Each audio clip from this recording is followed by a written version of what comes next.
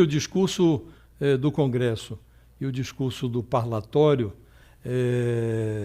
parece haver um abismo. No plenário do Congresso, o Lula esqueceu de mencionar a emergência da pacificação nacional. E no palanque de mármore ali do Palácio do Planalto, ele incluiu na sua fala os 58 milhões de brasileiros que votaram no Bolsonaro, no seu adversário. Disse que vai governar para todos, enfim, o que se esperava que ele dissesse lá no Legislativo, ele disse aqui. E que a ninguém interessa um país em permanente estado de guerra, em pé de guerra, em permanente pé de guerra. E é um fato isso. A ausência do Bolsonaro acabou preenchendo uma lacuna na posse do Lula.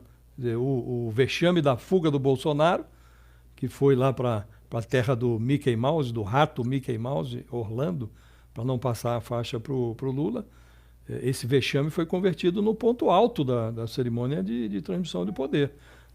A faixa, Fabíola, ela não se confunde com a presidência.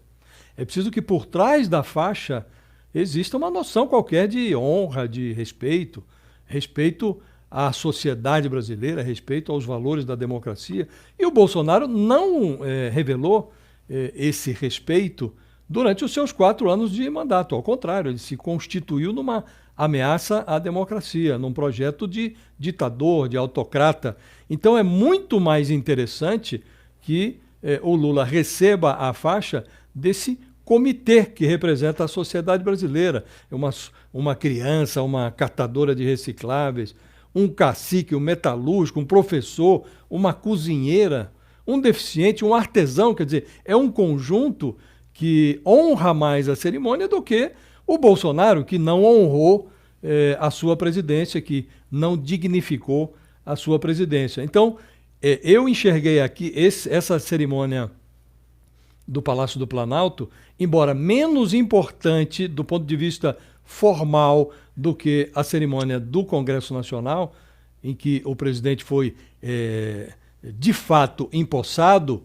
Embora essa seja mais simbólica do que a outra, ela foi muito mais representativa, ela foi mais, transmitiu mais o sentimento que essa alternância de poder representa nesse momento. O Lula se emocionou, o Lula se comprometeu de forma mais acentuada com a correção das desigualdades, ele que foi eleito pelos que são mais prejudicados pela desigualdade no Brasil, ele se direcionou para esse público. E ele conseguiu fazer, Fabíola, nesse segundo discurso, uma distinção que me parece muito relevante. Ele fala do Bolsonaro sem negligenciar os bolsonaristas, até porque nem todo mundo que votou no Bolsonaro é bolsonarista a ponto de pular no abismo. Há pessoas que votaram no Bolsonaro e que têm preocupações com a preservação da democracia e com a recuperação da racionalidade, com o fim do ódio. Então, o Lula voltou a falar em chamar o Bolsonaro de genocida e de pregar a punição, e nesse ponto até houve um momento em que a plateia gritou não a anistia. Sem anistia, eles começaram a gritar, né? Sem anistia, né? Como que a avalizar como que a avalizar essa necessidade, e de fato é uma necessidade. O Brasil precisa deixar em algum momento de ser o país da impunidade. Não é possível que o Bolsonaro, com tudo o que fez, com tudo o que ele fez, não só na pandemia, mas durante todo o mandato, não é possível que ele não sofra nenhum tipo de sanção judicial, criminal e cível. Então é importante que as pessoas comecem a responder pelos seus atos. Mas me pareceu, Fabíola, o ponto alto da cerimônia de posse, essa parte do cerimonial que está sendo realizada ali no Palácio do Planalto. As duas cerimônias se complementam e essa me pareceu que foi o ponto alto. Você até falou sobre essa questão em relação à divisão do país, né, e que nem todo mundo que votou no Bolsonaro é bolsonarista. Ele não citou isso, a união do Brasil, que está ali. A gente está vendo essas imagens nesse momento ao vivo, ele está recebendo ali os abraços, os cumprimentos das delegações internacionais que vieram para a posse. E ali o slogan, o novo slogan, né, do governo do país nesse momento é união e reconstrução, né?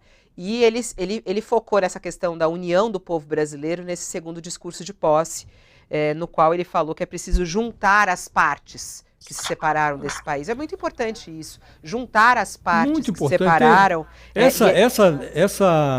Essa preocupação com a reunificação do país, Fabiola, é muito relevante. Porque não é possível que a gente continue da forma como estamos. Ninguém aguenta mais, amanhã, né, Josias? Ninguém aguenta mais isso nas suas casas, nas suas famílias. Ninguém aguenta mais isso. E amanhã, quando o governo vai efetivamente começar, esses discursos todos, o discurso de campanha, o discurso de posse, seja no Congresso, seja no Parlamento, eles têm pouca relevância. Porque começa a hora de trabalhar. E é preciso que discurso se converta em ação. Então não basta dizer que vai corrigir as desigualdades, vai ter que mostrar que tem disposição para fazer isso. O Lula repetiu agora, vou recolocar os pobres no orçamento.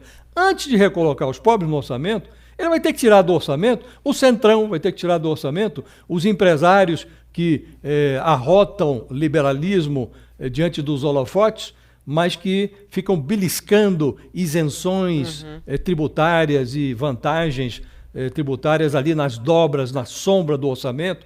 Então não é uma tarefa fácil. Então o discurso é bonito, as cerimônias são importantes, o simbolismo é importante, mas é relevante essa sinalização que o Lula dá. Agora, precisa transformar tudo isso em ato. A reunificação se dará diante da apresentação de resultados. Agora, é preciso que na coreografia apareça a intenção e depois essa intenção tem que ser convertida em atos, em providências práticas, em resultados.